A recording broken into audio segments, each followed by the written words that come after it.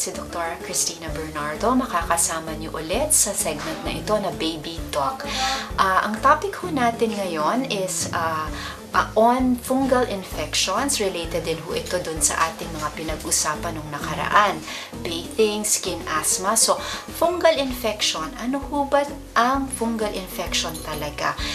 Ito po ay mga infection or mga organisms na opportunistic. Ibig ko sabihin, pag medyo mahina yung katawan ng tao, medyo mas lumalakas. So, ito at nakikita natin to.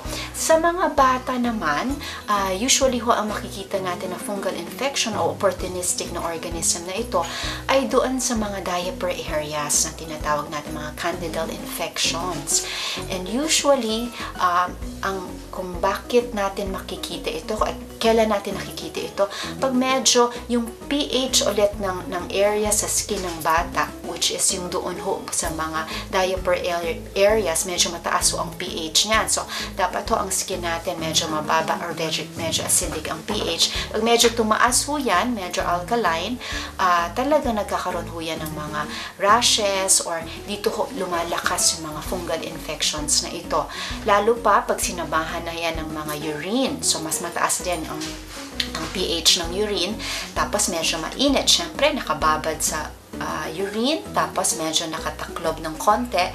So, dahil dun sa diaper. So, dito lumalakas ho yung mga fungal infections na yan. Nagkakaroon tayo ng mga rashes sa areas na yan. Makikita mo na medyo mapula, may scaling, may mga rashes sa tabi. So, ang treatment para dun sa ating mga fungal infections sa bata, tinatawag na candidiasis, na makikita ninyo sa diaper area. Ito, may pula, may mga rashes sa tabi-tabi, at makatiho yan. Meron ho lang tayong ilalagay ng mga fungal creams or ointments na ibibigay sa atin ng ating ng pediatrician natin. So, kailangan natin ipakita ng ating mga babies pag may napansin tayo na merong mga irritations na sa areas na ito. So, thank you once again for viewing us. Salamat sa ating mga viewers dyan. At I hope that you were able to get something at marami tayong natutunan sa topic or segment na ito on fungal infections.